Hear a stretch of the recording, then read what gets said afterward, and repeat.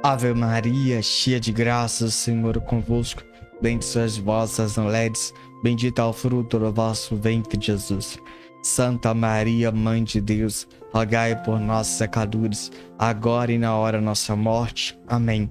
São Padre Pio, intercedei por nós. Olá, caríssimo, paz e bem, Deus abençoe, que alegria ter você conosco. Eucaristia, o alimento que fortalece, que nos fortalece. Irmãos, nós precisamos entender o que é a Eucaristia.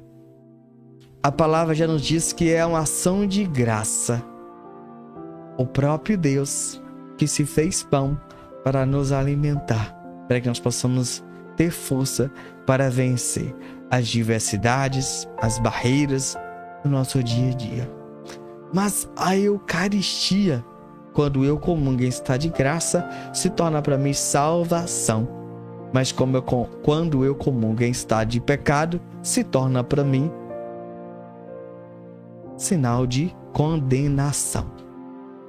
Meus irmãos, a Eucaristia, em nosso tempo atual, infelizmente, nós temos acostumado com as coisas sagradas.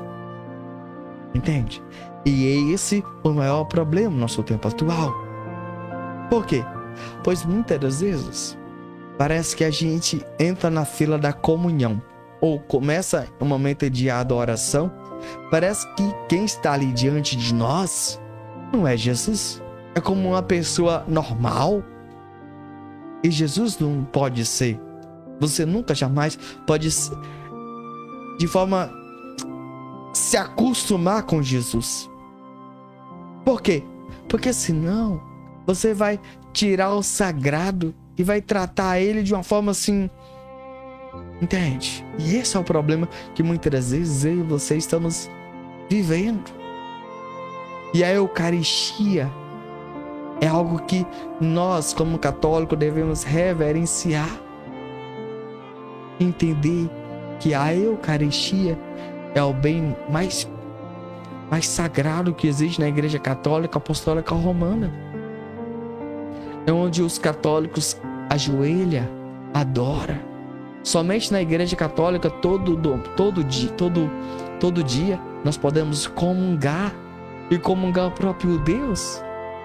Só que parece que você comunga a Eucaristia como você está pegando um pedaço de pão na sua própria casa, tomando um café da manhã. Entende? Muitas das vezes é como que você está entrando numa fila, como você entra numa fila de um banco ou numa fila de pagar de uma lotérica. E nós precisamos aprofundar sobre isso, entender o que é a Eucaristia, a importância da Eucaristia para nossas vidas, meus irmãos. Sabe, meus irmãos, muitas das vezes a pessoa tanto está de pecado, ela continua comungando. Ela não entende que naquele tempo ela precisa procurar o sacerdote e corrigir a sua vida, mas ela entra de forma sem preocupação nenhuma, sem temor, sem piedade, comunga, volta para a cadeira dela. E muitas das vezes eu me questiono, por que as filas da Eucaristia, da comunhão tá tão grande e as filas do confessionário tá tão pequeno? Entende? E muitas das vezes eu vejo os padres, infelizmente, que fica até um mês sem atender uma confissão. Eu pergunto, será que eu e você já somos santos? Porque os justos pecam. Será que eu e você não peca? Será que eu não peco todo dia? Entende? Porque eu quero que você entenda a importância da Eucaristia. Quantas das vezes você entra na igreja e parece que você está entrando em um supermercado, em uma pizzaria, em uma lanchonete? Parece que você está entrando em qualquer lugar normal. E nós, como católicos, não podemos ser assim. E se eu e você estamos entrando assim, ainda mais quem não crê, parece que eu e você paramos de crer e acreditar na Eucaristia, na comunhão. Jesus mesmo disse: Tomai e comeis, eis aí o meu corpo. Tomai e bebeis, eis aí o meu sangue. Só que o que tem acontecido comigo e com você? Eu queria te fazer uma pergunta, mas eu já vou logo responder. Será que nosso coração está queimando quando a gente entra na fila da comunhão? Será que quando a gente ajoelha, nosso coração queima? Meus irmãos, quantas das vezes eu vejo pessoas entram na fila da comunhão, tiram o chiclete, terminou de comungar, coloca o chiclete na boca de novo. Eu pergunto assim, será que ele não entende o que ele acabou de comungar, que está dentro dos lábios dele, da boca dele? E ali tem fragmentos da Eucaristia, do Corpo Santo de Jesus. Significa que ele ignorou tudo isso, todas as coisas sagradas? Você está me entendendo o que está acontecendo? E quantas das vezes a criança chega até a mãe e fala: mãe, tem sabor de quê? O que é isso? Me dá um pedaço. A mãe quebra da boca dela e coloca na boca da criança aquilo. Entende? São coisas assim que têm acontecido. Eu estou falando para pessoas que são católicas, que comungam a Eucaristia. Entende? E parece que a Eucaristia para nós, infelizmente, não é mais a Eucaristia. Não é mais o corpo, o sangue, divindade de nosso Senhor e Salvador Jesus Cristo. Entende? E as pessoas voltam, sentam no banco após comungar e parece que simplesmente pegou lá um pedaço de biscoito, de bolacha e pronto. Meus irmãos, nós precisamos agir como santos. Entender que a missa é o ápice da nossa fé e a Eucaristia é um patrimônio mais eficaz que o próprio Deus para nos alimentar, é o nosso alimento. É o alimento da nossa alma. Os santos, quando comungava, chorava.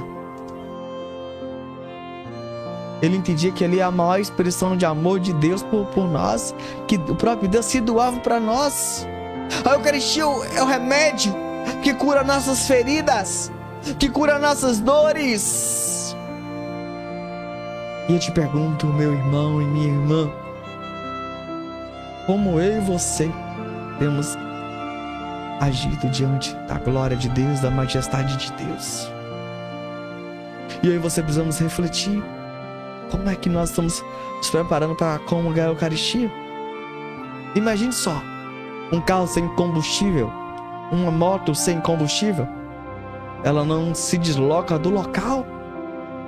E assim somos nós. Somos nós sim. Nós não se movemos sem a Eucaristia, pois nós somos movidos pela Eucaristia. É ela que nos mantém de pé. É ela que nos faz vencer todas as dificuldades e barreiras. É ela.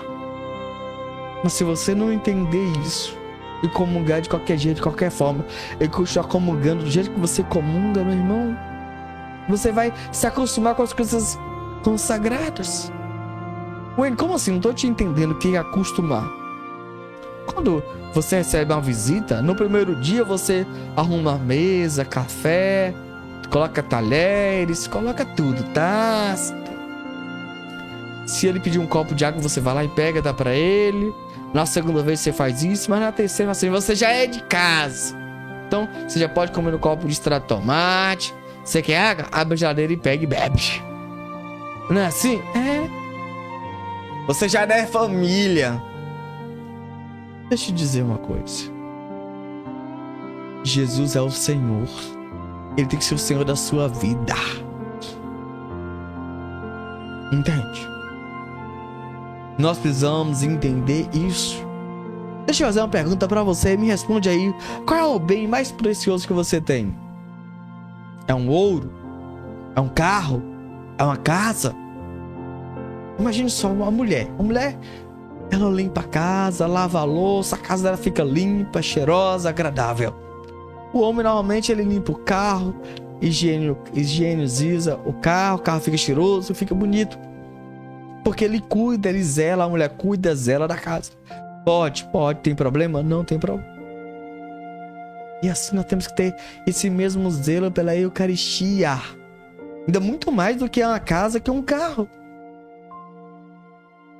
Você está entendendo muito bem o que está acontecendo comigo e com você?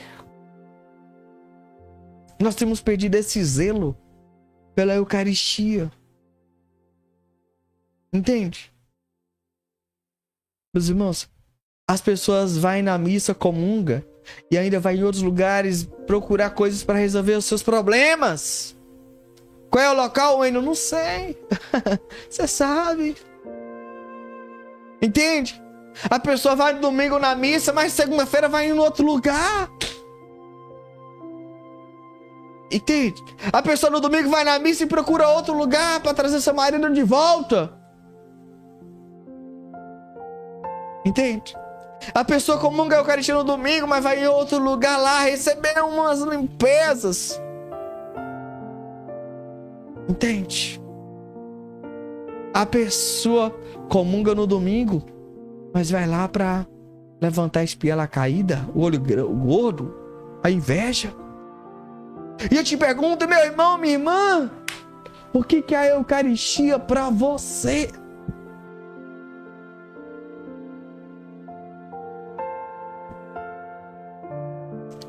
A pessoa comunga a Eucaristia no domingo e vai lá pedir a alguém para resolver os problemas dela. Ó. Leia minha alma aqui que eu tô precisando. Entende? Nós estamos falando de coisas muito sérias. Coisas seríssimas. A pessoa no domingo vai na igreja católica, acende a vela para Jesus e daqui a pouco acende a vela para o capeta.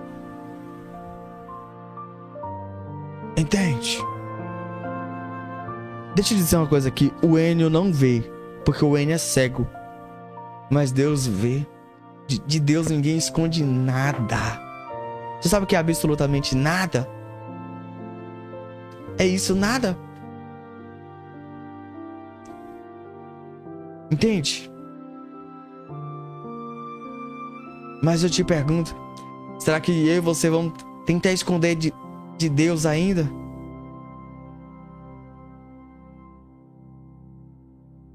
Será que nós vamos continuar com essa nossa vidinha de sempre? Vamos continuar com essa vida medíocre? Nós não podemos ser assim. Nós não podemos continuar assim, com essas atitudes, com esse jeito de pensar. Você está me entendendo muito bem, meu irmão. A gente precisa olhar para a Eucaristia. Padre Pio celebrava a missa pela manhã, comungava, mas à noite ele rezava a oração da Eucaristia, da comunhão espiritual. Eu te pergunto, você tem feito isso? Entendido essa importância?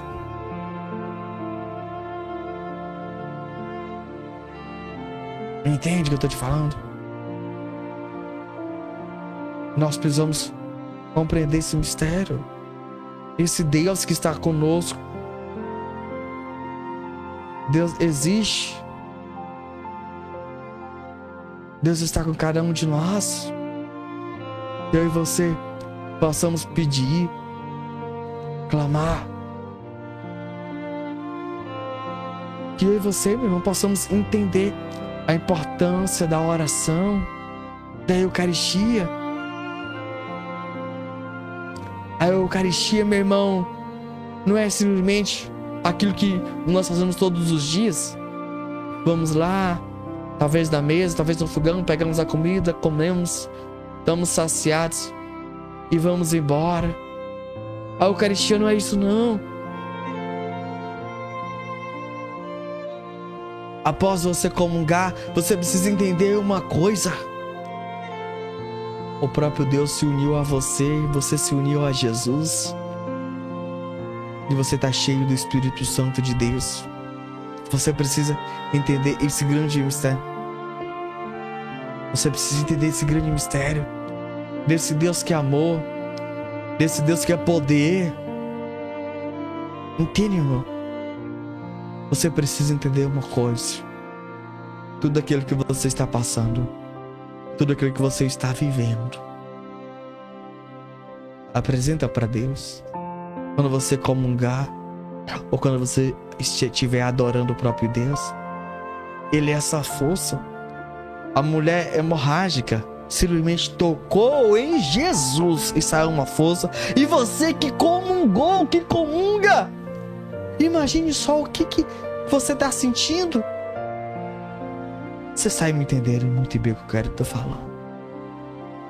Ninguém pode te parar, meu irmão. Ninguém pode te parar. Ninguém pode destruir os seus sonhos, os seus projetos, a sua meta. Desânimo, longe de você. Depressão, ó, já tá longe. Você não é mais o mesmo de sempre, não. Nós precisamos ter um amor pela Eucaristia. A Eucaristia é a estrada para o céu, para o paraíso. Mas nós precisamos comungar. E eu te pergunto, como é que você tem comungado? Como é que eu e você temos comungado a Eucaristia? Ela é essa estrada, ela é esse caminho, ela é essa força, ela é que nos nutre. Meu irmão, existem tantas palavras para dizer o que a Eucaristia faz em nós, modela a nossa vida. Eu queria te dizer, o que você continua dizendo? Que ninguém te ama, ninguém te quer? Você está me entendendo? Que eu e você possamos, a partir de hoje, irmão, a partir de hoje sempre, ao entrar na igreja, ter um respeito, ter um zelo pela casa de Deus. É claro que é um templo, mas é onde Deus habita, Deus mora, onde Deus está. Esse Deus poderoso, majestoso, Ele se tornou pão para nos alimentar, meu irmão, minha irmã.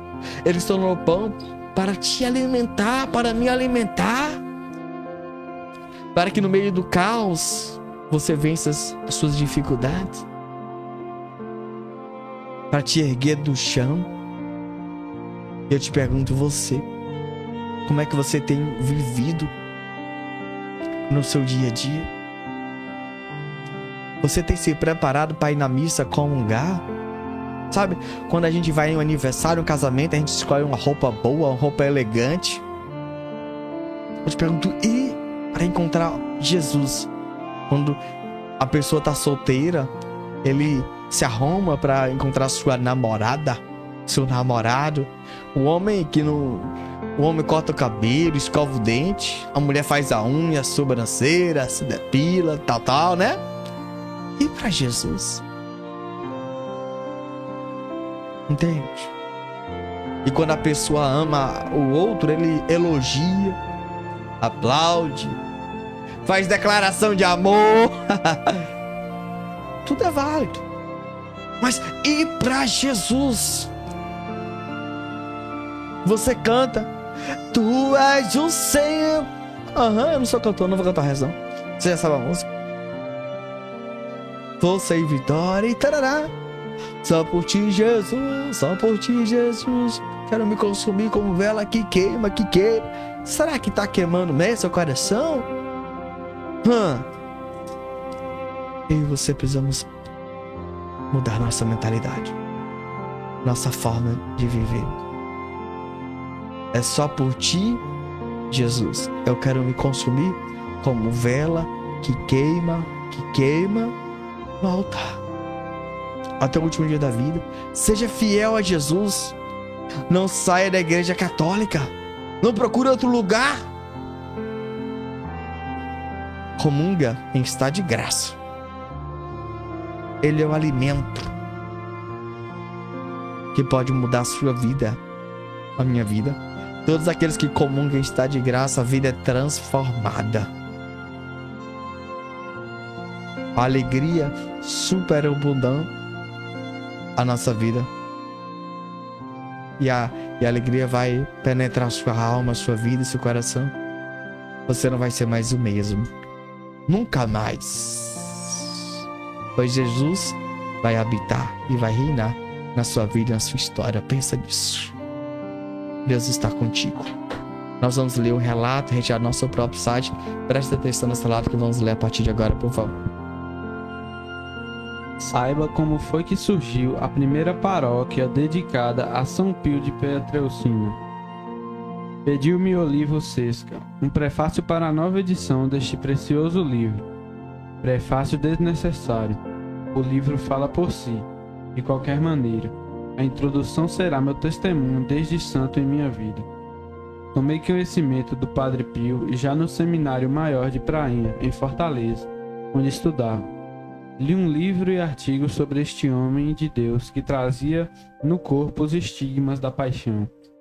Meu interesse por ele transformou-se em profunda devoção quando, em junho de 2002, fui acometido por uma enfermidade extremamente grave.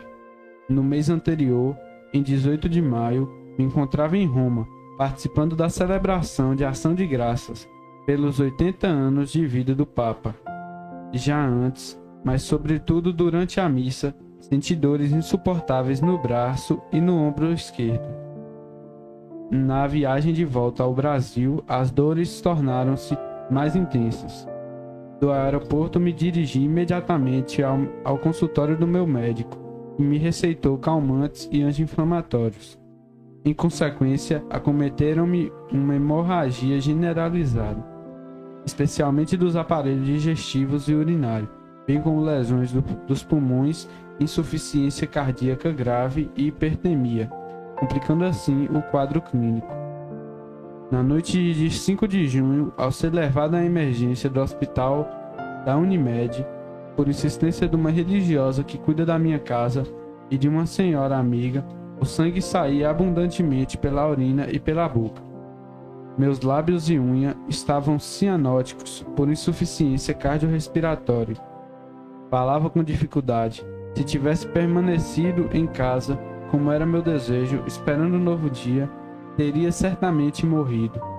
No caminho, lembrei-me do Padre Pio. Pedi-lhe que considerasse o hospital para onde eu estava indo como seu hospital de San Giovanni Rotondo, e os médicos que iriam me assistir como seus médicos. Não lhe pedi um milagre instantâneo, por não me julgar merecedor. Contentava-me com uma cura lenta. Para os médicos, minha sobrevivência naquela noite foi inexplicável.